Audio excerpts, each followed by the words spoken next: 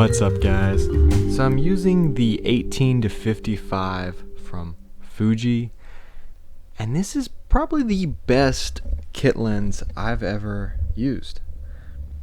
It just has this really premium feel. It's all metal. It's got like a really dampened, slow focus ring, and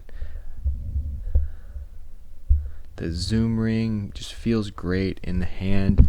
A lot of these photos are from the last video I did where I was just talking about the XT2, and this is just a great all-around lens for the XT2. It's really sharp. It's great for street photography.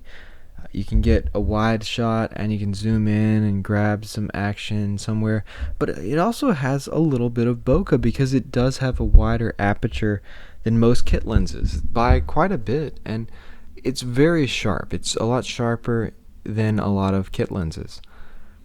I use this at night, and a lot of times you can't use a crop sensor camera with a kit lens at night and get anything decent, but I feel like I got some pretty good stuff with this. It's a great lens. It's got image stabilization.